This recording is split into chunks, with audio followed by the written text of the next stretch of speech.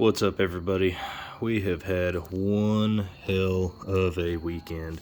Started off Friday night. We went to the right after work for Friday night test and tune.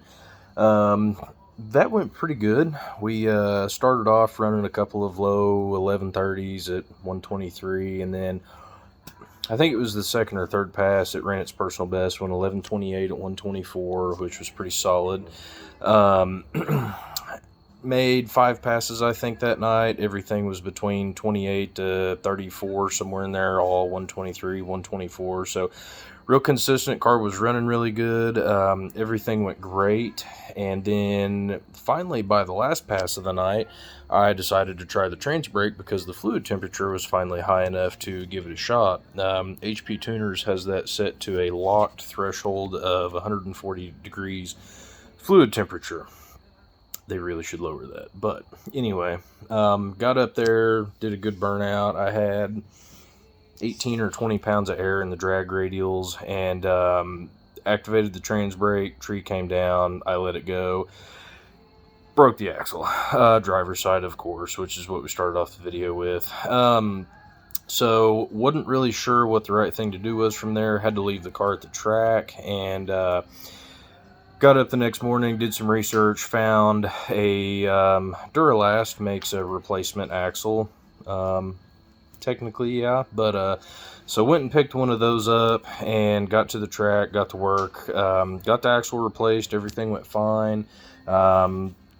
First axle job took about an hour, really not that bad. So go up to make a pass, spins, and went 1170 something at like 122, not a big deal. So pull it around, let it cool off for a little bit, and go to make another pass, and it leaves the line pretty good.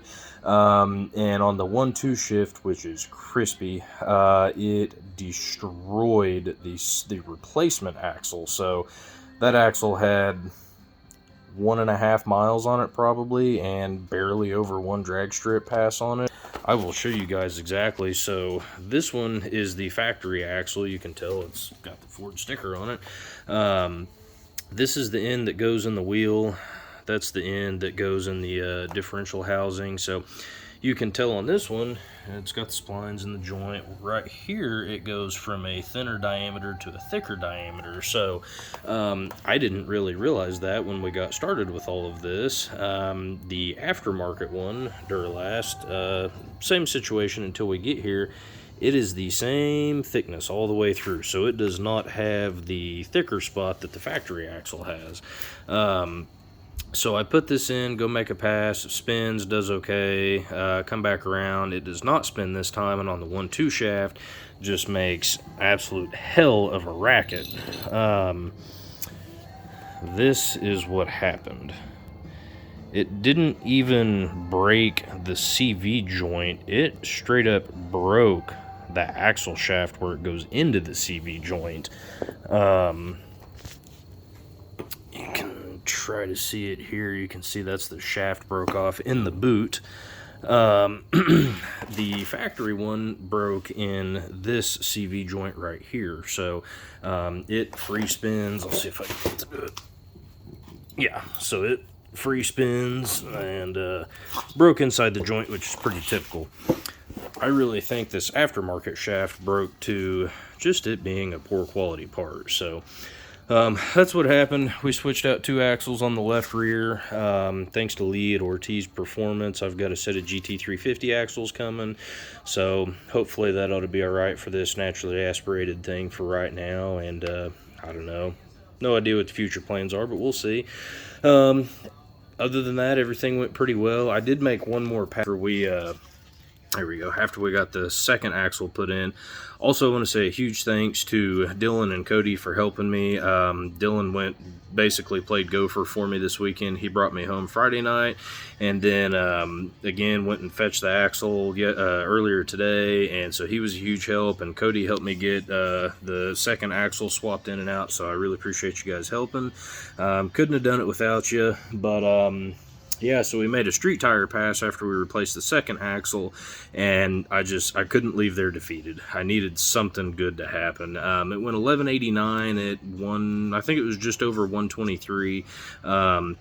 It definitely likes the taller tire better. I have 26-inch tall Mickey Thompson drag radials, and it's shifting into 6th probably at about 1,100 feet or so, right before the finish line. And my stock tires are the 27.8 inch tall, whatever the 235 50/18s are. But yeah, it stayed in 5th the whole time as it crossed the finish line. So can't wait to upgrade to the 28-inch tall ET Street R, and hopefully that helps keeping it in 5th. Other than that, everything went well. Car's home. Like I said, got a set of GT350 axles ordered. Looking forward to putting those in before our list shootout next weekend. So needless to say, no more trans brake launches. Those were pretty detrimental, and got our list shootout, so I'm gonna get those replaced and hopefully go crack off some more low 11s. So that's about it for right now. I will update you guys as we go more. Thanks.